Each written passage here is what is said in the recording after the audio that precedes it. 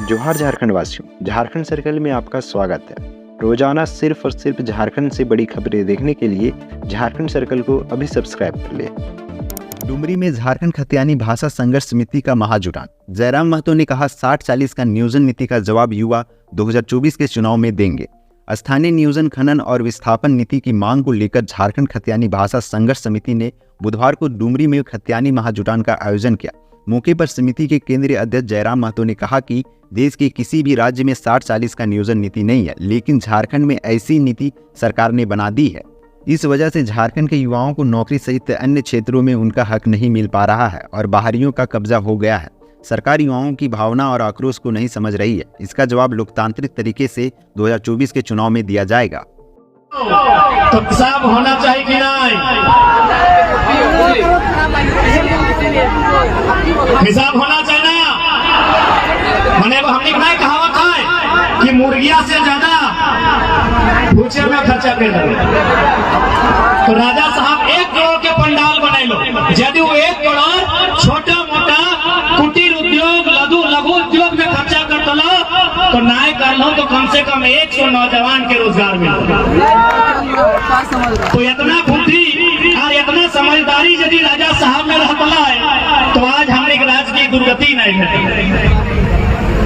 महाराज जैसा कि सुने में राज्य की सबसे बड़ी वैकेंसी सहायक आचार्य के 26,000 पदों के लिए मांगे आवेदन। 50% पारा शिक्षकों के लिए झारखंड कर्मचारी चयन आयोग यानी JSSC ने सहायक आचार्य के खाली पदों पर नियुक्ति प्रक्रिया शुरू कर दी है।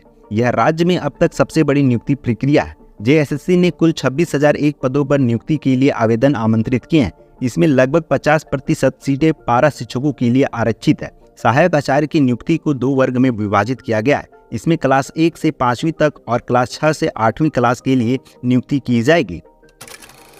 मानसून की बेरुखी, झारखंड में 44% कम बारिश। झारखंड में मानसून के प्रवेश के लगभग 1 माह हो गए हैं, पर बारिश की बेरुखी से किसानों के माथे पर चिंता की लकीरें दिखने लगी है। मानसून के पहले 15 दिनों में हुई बारिश से खेतों में बिचड़े तो लग गए, पर अब बादलों की बेरुखी से अब सूखने लगे हैं। कृषि विभाग के अनुसार 15 जुलाई तक राज्य के 10 जिलों में 10% रोपनी भी नहीं हो पाई है। रांची सहित 7 जिलों की स्थिति इतनी खराब है कि यहाँ रोपनी शुरू भी नहीं हुई है। खेत फटने भी लगे हैं। मौसम विभाग के अनुसार राज्य में 19 जुलाई तक 380 mm बारिश होनी थी, लेकिन 215 mm ही दर्ज की गई है, यानी 44% बारिश कम हुई है। वहीं रांची में अब तक 383.9 mm बारिश होनी चाहिए थी, पर मात्र 213.7 mm ही दर्ज की गई है, यानी 45% कम। इस कारण राज्य में 18 लाख हेक्टेयर में धान लगाने के लक्ष्य के मुकाबले मात्र 0.94 लाख हेक्टेयर ही में रोपनी हो पाई है, यानी 5.24%। पिछले इस समय तक 1.6 लाख हेक्टेयर में रोपनी हो गई थी। 24 DSP बने IPS। पहली बार सिपाही से बहाल हुई 2 महिला भी IPS बनी। राज्य के 24 DSP को केंद्रीय गृह मंत्रालय ने IPS कैडर में प्रोन्नति दे दी है। इसकी अधिसूचना बुधवार को जारी की गई। इसमें महिला अधिकारी सरोजनी लकड़ा व एमिल्डा एक्का शामिल है। दोनों खेल कोटे से दिसंबर 1986 में संयुक्त बिहार पुलिस में सिपाही के पद पर बहाल हुई थी। राज्य में यह पहला मौका है जब कोई सिपाही से IPS तक पहुंचा है। इसके साथ ही पहली बार एक साथ राज्य पुलिस सेवा के 24 अफसरों को IPS स्वंग में प्रोन्नति मिली है। 6 साल से किसी भी राज्य सेवा के पुलिस अधिकारी को IPS में प्रोन्नति नहीं मिली थी। जिनको प्रोन्नति मिली है उन्हें 3 अलग-अलग बैच दिए गए हैं। अश्लील वीडियो बना वायरल करने की धमकी देकर 52,000 ठगे। रांची में ठग ने एक शख्स को वीडियो कॉल कर उसका अश्लील वीडियो बना लिया और उसे वायरल करने की धमकी देकर उनसे करीब 52,000 रुपये की ठगी कर ली। इस संबंध में शारदा बाबू लैन चित्रकूट अपार्टमेंट निवासी अनिल कुमार केजरीवाल ने कोतवाली थाने में प्राथमिकी दर्ज कराई है। दर्ज प्राथमिकी के आधार पर पुलिस मामले की जांच में जुट गई है। आवेदन में कहा है कि 16 जुलाई को मोबाइल पर वीडियो कॉल आया। उन्होंने 2 मिनट तक वीडियो कॉल पर बात की। फोन कट करने के बाद उस नंबर को डिलीट कर दिया। अगले दिन एक शख्स ने फोन किया और कहा कि आपके अश्लील वीडियो यूट्यूब पर अपलोड हुए हैं, अगर डिलीट कराना चाहते हैं तो 52,500 रुपये दो। अनिल ने ठग के केनरा बैंक के ग्राहक मेजर सिंह के खाते में पैसा जमा करा दिए। रिम्स में MBBS BDS 2019 से 22 बैच के छात्रों की क्लास सस्पेंड, हॉस्टल छोड़ने का आदेश। रिम्स के MBBS और BDS के स्टूडेंट्स अक्सर हंगामा और मारपीट करते हैं। 7 जुलाई रिम्स हॉस्टल में 2021 और 2022 बैच के छात्रों के बीच बहस के बाद मारपीट के हालात पैदा हो गए थे। देर रात तक हंगामा मचाया था। रिम्स प्रबंधन ने इसे गंभीरता से लेते हुए 19 अनुशासनहीन छात्रों को नोटिस जारी किया था और 21 जुलाई को उन्हें माता पिता के साथ निदेशक से मिलने को कहा था। ऐसा नहीं करने पर हॉस्टल खाली करने का आदेश दिया था। इस कार्रवाई से नाराज छात्रों ने मंगलवार की देर रात भी हुड़दंग मचाया।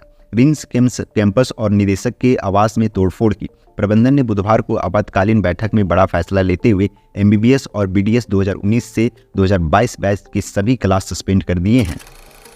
मुख्यमंत्री हेमंत सोरेन ने कहा, पिछली सरकार ने राज्य को खोखला कर दिया। डुमरी उपचुनाव को लेकर मुख्यमंत्री हेमंत सोरेन ने वहां का सरकारी दौरा तेज कर दिया है। सीएम ने बुधवार को फिर डुमरी प्रखंड में 813 करोड़ की जल कल्याणी योजनाओं का शिलान्यास व उद्घाटन किया। साथ ही 15,000 लोगों के बीच परिसंपत्तियां बांटी। सरकारी कार्यक्रम में लीक से हटकर सीएम ने कहा कि पिछले 20 साल में इस राज्य का बागडोर ऐसे लोगों के हाथों में रहा जिन्होंने झारखंड को खोखला कर दिया। सरना धर्म कोड का प्रस्ताव पारित कर दिल्ली भेजा तो उसे ठंडे बस्ते में डाल दिया गया। 1932 के खतियान आधारित स्थानीय नीति लाई गई तो उसे कोर्ट कचहरी जाकर फंसाने का काम किया गया। झारखंड के 7 जिलों में बनेंगे आयुर्वेद अस्पताल। राज्यवासियों के लिए अच्छी खबर है। राज्य में अब अस्पतालों में भर्ती कर आयुर्वेद पद्धति से उपचार की सुविधा मिलेगी। राज्य में फिलहाल आयुर्वेद पद्धति से उपचार के लिए केवल OPD की सुविधा है, यानी मरीजों को देकर चिकित्सीय परामर्श उपलब्ध करा दिया जाता है, लेकिन उपचार के लिए उन्हें भर्ती करने की सुविधा नहीं है। लेकिन अब यह सुविधा भी मिल पाएगी। केंद्र सरकार के सहयोग से राज्य के 7 जिलों में आयुर्वेद अस्पताल खोले जाएंगे। इन जिलों में रांची व जमशेदपुर के साथ साथ पलामू, गुमला, दुमका, देवघर व बोकारो शामिल है। मुख्यमंत्री हेमंत सोरेन ने कहा, प्रवासी मजदूरों के हितों को लेकर भी सरकार गंभीर। मुख्यमंत्री हेमंत सोरेन ने कहा है कि राज्य से रोजगार के लिए बड़ी संख्या में मजदूरों का पलायन होता है। इन मजदूरों के कल्याण और हितों के संवर्धन के लिए सरकार प्रतिबद्ध है। इसी कड़ी में विभिन्न राज्यों के साथ समझौता करने की कार्य योजना बनाई है। इसी कड़ी में महाराष्ट्र के साथ समझौता हो चुका है। यहाँ अब झारखंड के मजदूरों के लिए सेंटर होगा। यहाँ अधिकारी भी प्रतिनियुक्त किए जाएंगे जो मजदूरों की समस्याओं को सुनेंगे और उसका समाधान करेंगे। झारखंड राज्य से आज की प्रमुख खबरें यहीं तक। इस वीडियो के बारे में कोई सजेशन या राय है तो हमें कमेंट के माध्यम से अवगत कराएं। बाकी बात आप अपना और अपने परिवार का ख्याल रखें। जोहार, जय हिंद, जय झारखंड।